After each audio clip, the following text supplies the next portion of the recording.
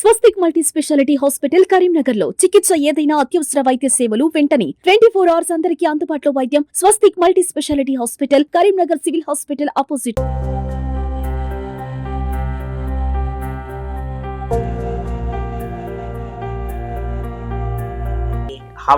భావాలలో ఈ కదలికలలో తెలిసిపోతుంది. ఓకే, వీడు పై వరకు వెళ్ళగలుగుతాడా, మధ్యలోనే డ్రాప్ అయిపోతాడా. పర్వతారోహణ కోసం ఎలాంటి మానసికంగా కానీ శారీరకంగా కానీ ఎలా సిద్ధం అవుతా ఉంటారు? మానసికంగా కానీ శారీరకంగా పైకి ఆక్సిజన్ లెవెల్స్ మొత్తం తక్కువై మొత్తం పండ్లు కొరుక్కోవడం, బట్టలు చింపుకోవడం. డ్రగ్స్ వైపు యువత పోకుండా ఎలాంటి జాగ్రత్తలు తీసుకోవాలంటారు? స్టూడెంట్ 17 కిలోల గంజాయి దొరకబడినాం. ఓకే, మీరు పర్వతారోహణ చేసిన సమయంలో ఎప్పుడైనా క్లిష్ట పరిస్థితులను ఎదుర్కొన్నారా? అతిగా మనం గారాబం చేసి పైసలు ఇవ్వడం వల్ల ఏమైతుందంటే వాడు వ్యసనాలకు బానిసవుతుంది. తెలంగాణ రాష్ట్ర ప్రభుత్వము, Telangana prohibition and excise department వాళ్ళు తలుచుకుంటే నేను ఎవరెస్ట్ వెళ్ళగలను. మీ పిల్లల్ని ఎప్పటి వరకు అయితే మీరు కంఫర్ట్ జోన్లో ఉంచాలనుకుంటున్నారో వాళ్ళ బంగారు భవిష్యత్తును మీరు స్వయంగా నాశనం చేసిన వాళ్ళు అవుతారు. వెల్కమ్ టు సుమన్ టీవీ, నేను మీ సదాచారి. ఆఫ్రికా ఖండంలోనే అత్యంత ఎత్తైన శిఖరం మౌంట్ కిలిమంజారోను 2 సార్లు అధిరోహించిన తెలంగాణలోనే మొదటి వ్యక్తి అయిన లెంకల మహిపాల్ రెడ్డి గారు ఎక్సైజ్ కానిస్టేబుల్ మనతో ఉన్నారు. వారి మాటల్లో తెలుసుకుందాం. సార్ నమస్తే.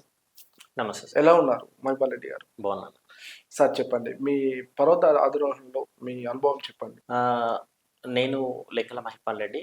నేను Telangana state prohibition and excise డిపార్ట్మెంట్లో కరీంనగర్లో ఎన్ఫోర్స్మెంట్ అండ్ కానిస్టేబుల్గా విధులు నిర్వహిస్తున్నాను. ఓకే, పర్వతారోహణ అనేది నేను సైన్యంలో ఉన్నప్పటి నుంచే నాకు పర్వతారోహణ పట్ల చాలా ఇంట్రెస్ట్ కలిగేది. సో నేను ఎప్పుడైతే 2014 నుంచి నేను Telangana state prohibition and excise డిపార్ట్మెంట్లో కానిస్టేబుల్గా విధులు నిర్వహిస్తున్నాను. ఓకే, పర్వతారోహణ చేయాలి అనే కసి నాకు ఇండియన్ ఆర్మీ నుంచే వచ్చింది. ఓకే, మీ మొదటి పర్వతారోహణ ఎప్పుడు స్టార్ట్ అయింది? యాక్చువల్లీ 2019లో నేను NIMAS national institute of mountaineering allied sports Arunachal Pradesh దిరాంగ్లో బేసిక్ మౌంటైనరింగ్ కోర్స్ కంప్లీట్ చేసుకున్నాను. ఓకే, 2019 జూన్లో నేను మౌంట్ కిలిమంజారో పర్వతాన్ని మొదటిసారిగా అధిరోహించాను. ఓకే, అప్పటి నుండి కంటిన్యూగా ఇప్పటి వరకు దాదాపు 10 పర్వతాలకు పైగా నేను అధిరోహించడం జరిగింది. మీరు అధిరోహించిన పర్వతాల్లో అత్యంత ఎత్తైన పర్వతం ఇప్పటివరకు ఏది? ఇండియాలోని మౌంట్ యునామ్ దాదాపు 6000 పైచిలుకు హైట్ ఉంది. ఏ కంట్రీలో సార్? అది ఇండియాలోనే, ఇండియాలో, హిమాచల్ ప్రదేశ్లో ఉంది అది. Okay, mount యునామ్. ఓకే, అంటే మీరు పర్వతారోహణ కోసం ఎలా సిద్ధం అవుతా ఉంటారు? మానసికంగా కానీ శారీరకంగా? ఖచ్చితంగా ప్రతి మౌంటైనర్కి చాలా కష్టాలు ఉంటాయి. ఎందుకనంటే మైనస్ టెంపరేచర్లో మనం, ఎందుకంటే సీ లెవెల్కి చాలా దగ్గరే ఉంటాము. ఓకే, సీ లెవెల్ నుండి ఎక్దమ్ మనం మౌంటైనరింగ్ కోసం వెళ్ళినప్పుడు పైకి వెళ్ళాల్సి ఉంటుంది. దాదాపు 5000, 6000, 4000 మీటర్ల పైకి వెళ్ళాల్సి ఉంటుంది. ఒక్కొక్క మౌంటైన్ అనేది ఒక్కొక్క ప్రత్యేకతను కలిగి ఉంటుంది.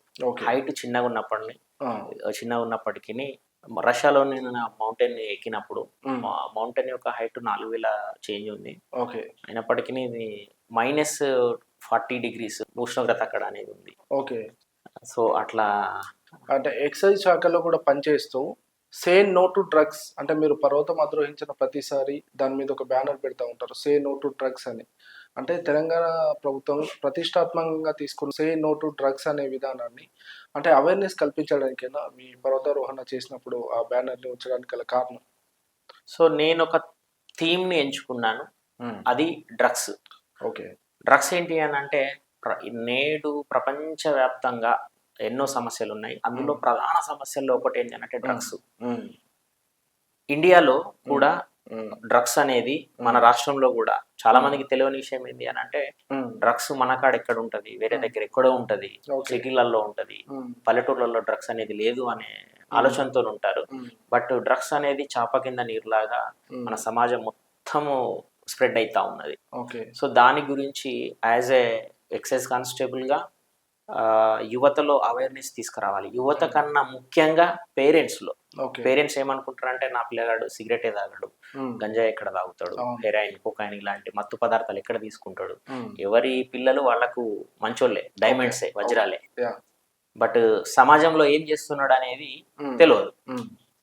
ఈ అవేర్నెస్ పిల్లల్లో తల్లిదండ్రుల్లో తీసుకురావాలనే ఒకటే సంకల్పంతో నేను ఓకే. తెలంగాణ రాష్ట్ర ప్రభుత్వము ప్రతిష్టాత్మకంగా చేపట్టిన సే నో టు డ్రగ్స్ అనే కాన్సెప్ట్ ని 100% ప్రజల్లో తీసుకెళ్లాలనేదే నా సంకల్పం. సంకల్పం. ఓకే. మీరు పర్వతారోహణ చేసిన సమయంలో ఎప్పుడైనా క్లిష్ట పరిస్థితులను ఎదుర్కొన్నారా? యా ఎదుర్కొన్నా.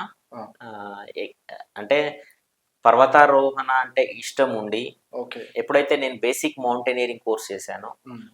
నిమాస్ దిరాంగ్ లో ఓకే. 1 month ట్రైనింగ్ అనేది శిక్షణ అంటే అనేది దీనికి చాలా tough ప్రత్యేకంగా ఉంటుంది. శిక్షణ ఇస్తారా మౌంట్ క్లైంబింగ్ కోసం? ప్రత్యేకంగా ఉంటుందా? శిక్షణ ఉంటుంది. ఓకే. ఇది ఆర్మీ అండర్ లోనే ఉంటుంది. ఓకే. మన ఇండియాలో దాదాపు 5 మౌంటైనీరింగ్ ఇన్స్టిట్యూషన్స్ ఉన్నాయి. ఉమ్.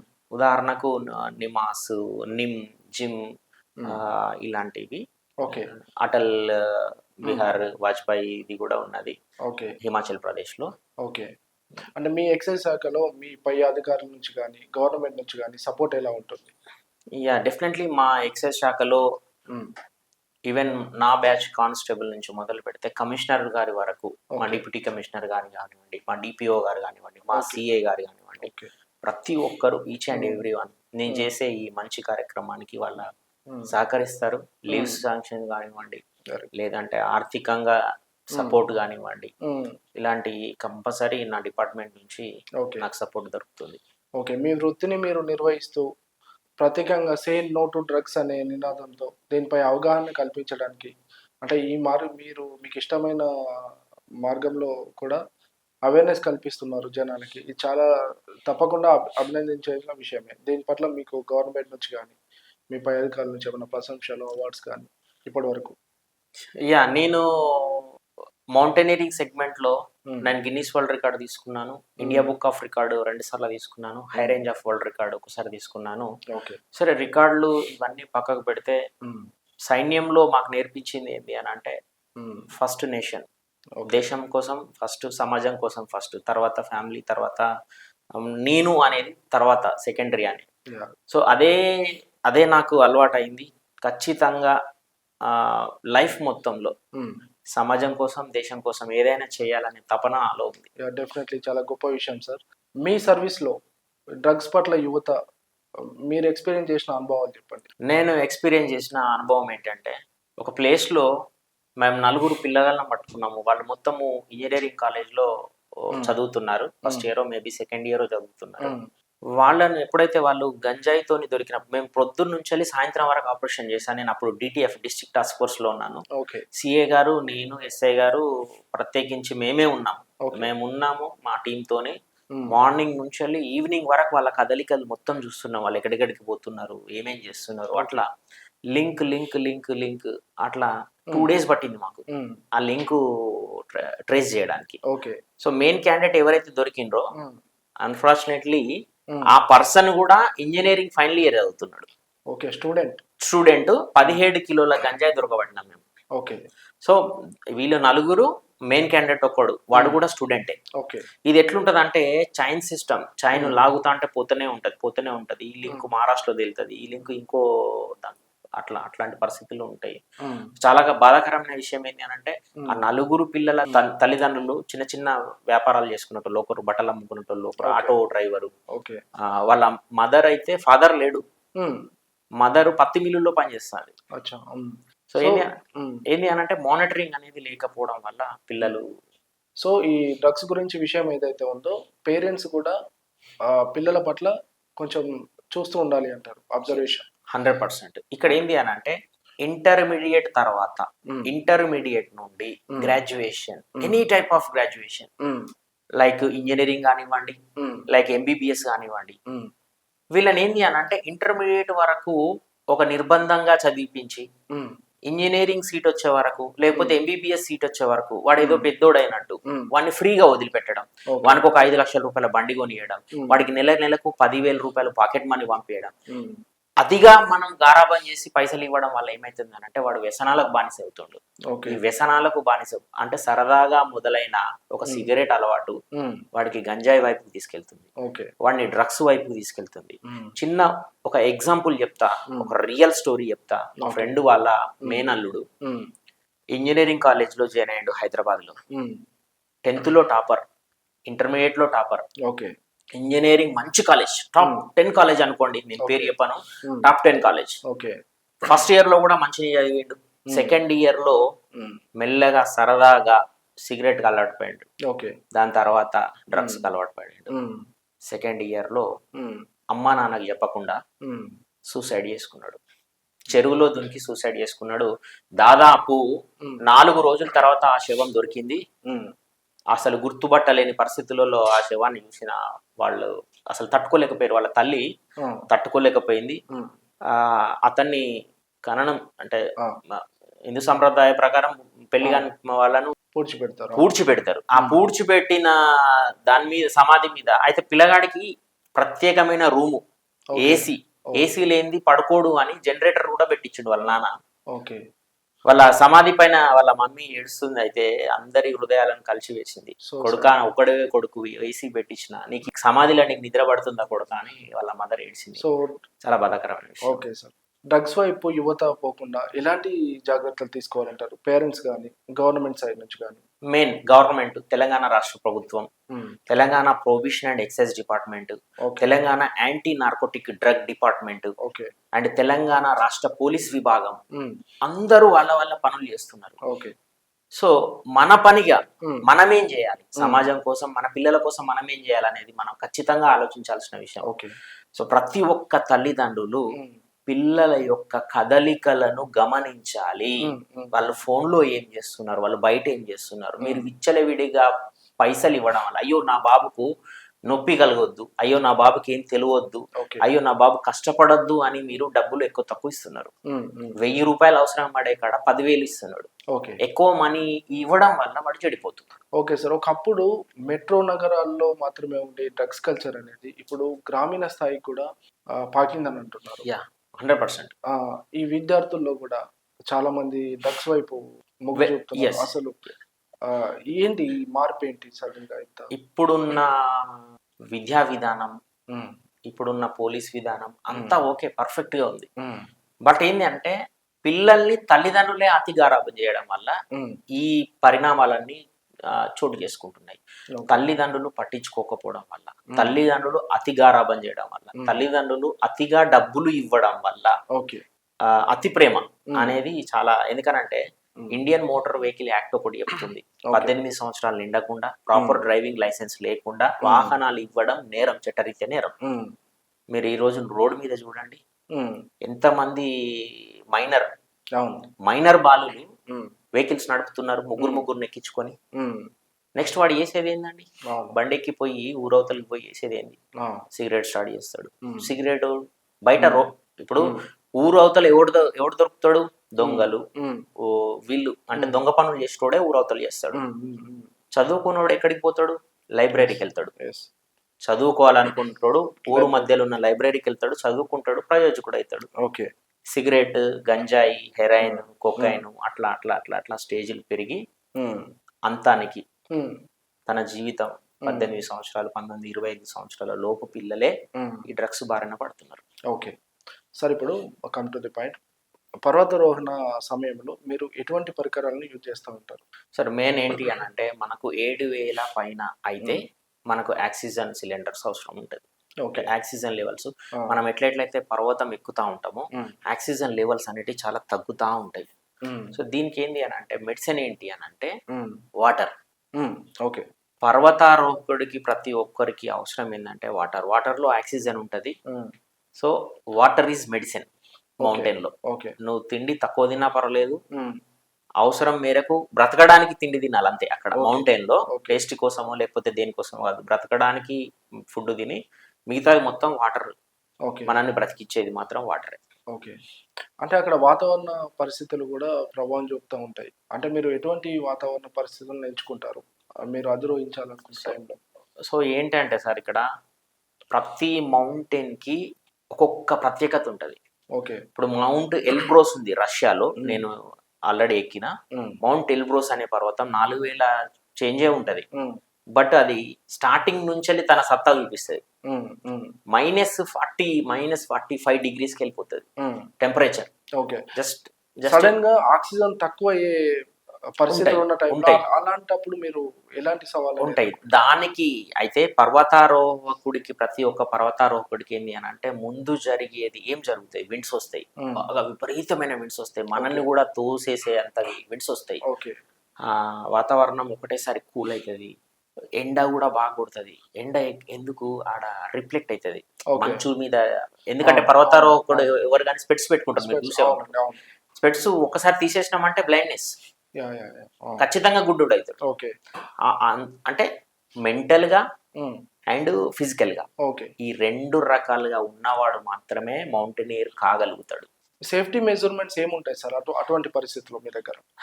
సేఫ్టీ మెజర్మెంట్స్ అని అంటే ఎవరైతే గ్రూప్ లీడర్ ఉంటాడో, ఉమ్, ఇప్పుడు నేను యూనామ్కి వెళ్ళినప్పుడు నేను గ్రూప్ లీడర్గా ఉన్నా. ఓకే. మౌంట్ ఫ్రెండ్షిప్కి వెళ్ళినప్పుడు ఇండియాలో దాదాపు ఒక 5-6 మౌంటైన్స్ ఎక్కేటప్పుడు నేను గ్రూప్ లీడర్గా ఉన్నా. ఓకే. గ్రూప్ లీడర్ యొక్క ముఖ్యమైన పని ఏంటి అని అంటే ఉమ్, ముందు గైడ్ నుంచి ఉమ్, వెనక గ్రూప్ లీడర్ ఉంటాడు. ఓకే. ఒకవేళ మీ ఫేస్లో, మీ కళ్ళల్లో, ఉమ్, మీ భావాలలో, మీ కదలికలలో తెలిసిపోతుంది ఓకే. వీడు పై వరకు వెళ్ళగలుగుతాడా, మధ్యలోనే డ్రాప్ అయిపోతాడా. ఓకే. ఉదాహరణకు యునాంలో అలా డ్రాప్ అయ్యే వాళ్ళు ఉంటారా? ఉంటారు. ఓకే. యునాంలో ఒక అబ్బాయికి మేము రెస్క్యూ చేసినాం. ఓకే. యునాం పర్వతం ఎక్కొచ్చినాం. ఆ, ఎక్కొచ్చిన తర్వాత ఆ అబ్బాయికి ఆక్సిజన్ లెవెల్స్ మొత్తం తక్కువై మొత్తం పండ్లు కొరుక్కోవడము, ఆ, బట్టలు చింపుకోవడం ఆ. ఇట్లాంటివి చేసినప్పుడు మేము అర్ధరాత్రి 12 గంటలకు 12:30 అవుతుంది మేబీ, ఓకే. 12:30కు వాళ్ళ టెంట్ వాళ్ళు రెడీ సార్ అని పిలవడంతో లేచినాము. ఆ. మేము 4-5 ఆ. కలిసి కిందికి తీసుకెళ్ళాము ఇమీడియట్లీ. చాలా టఫ్ సార్, ఓకే. చాలా టఫ్. అంటే పైనుంచి కిందికి దిగడం అని అంటే అది ఏదో చిన్న విషయం మాత్రం కాదు. అంటే గ్రూప్ సభ్యులు ఎంతమంది ఉంటారు సార్? వాళ్ళతో మీకు ఎలా సమన్వయం చేసుకుంటారు? సార్ యాక్చువల్లీ ఏంటంటే మా మౌంటైనరింగ్ సెగ్మెంట్లో ఫేస్బుక్లో కానీ లేదు అని అంటే ఇప్పుడు నేనే ఉన్నా లేకల మహిపాల్ రెడ్డి. నాకు దాదాపు నేను 4 కంట్రీస్లో నేను పర్వతారోహణ చేశాను. ఓకే. 4 కంట్రీస్ అని అంటే దాదాపు నాకు 18 దేశాల నుంచి నాకు ఫ్రెండ్స్ ఉన్నారు, మౌంటైనరింగ్ ఫ్రెండ్స్. సో మన ఇండియాలో దాదాపు 20 రాష్ట్రాల నుంచి నాకు యాక్టివ్ ఫ్రెండ్స్ ఉన్నారు. ఓకే. ఏ మౌంటైన్కి పోయినా కూడా కొంచెం చాలా యాక్టివ్గా ఉంటాను నేను. వాస్తవానికి కూడా దేవుడు ఇచ్చిన గిఫ్ట్ ఏంటి అని అంటే నేను ఎన్నో గాయాల పాలైనా. నేను ఇండియన్ ఆర్మీలో ఉన్నప్పుడు నాకు షోల్డర్ ఇంజురీ అయింది, షోల్డర్ ఆపరేషన్ అయింది, తలకు ఆపరేషన్ అయింది. మొన్న అడ్వాన్స్ మౌంటైనరింగ్ కోర్స్ చేసినప్పుడు కూడా బిలీవర్ రోప్ వదిలిపెట్టడం వల్ల పైనుంచి కింద పడ్డా. 4 పాయింట్ క్లైంబింగ్ చేస్తున్నా నేను. 4 పాయింట్ క్లైంబింగ్ చేస్తూ ఉంటే బిలీవర్ రోప్ వదిలిపెట్టిండు. నా తప్పేం లేదు. బిలీవర్ రోప్ వదిలిపెట్టడం వల్ల నేను ఎక్దమ్ కిందికి వచ్చి హిట్ కొట్టినా. 2 ప్లేసెస్లలో నాకు ఫ్రాక్చర్ అయింది. సార్ ఇండియన్ ఆర్మీలో చేశారు, చాలా రిస్క్ ఉంటుంది. తర్వాత ఎక్సైజ్ లో చేశారు. మరి పర్వతారోహణ అనేది చాలా రిస్క్ తో కూడుకున్నది కదా, మరి ఎందుకు ఈ రిస్క్ ఇలా ఎందుకు అని మీకు ఎప్పుడు అనిపించలేదా? Yes, definitely sir. మనం చరిత్రలో నిలిచిపోవడానికి అసలు అర్హులం కాదు. ఓకే. ఏదో ఉద్యోగం వచ్చింది, పెన్షన్ వస్తుంది, ఓ 35,000 పెన్షన్ వస్తుంది, ఓ 50,000 జీతం వస్తుంది, భార్య పిల్లలతోనే ఎంజాయ్ చేయాలి, మనకు సమాజంతో పని ఏంది, అవసరం లేదు అనుకుంటే హ్యాపీ లైఫ్ లీడ్ చేయొచ్చు, ఇబ్బంది ఏం లేదు.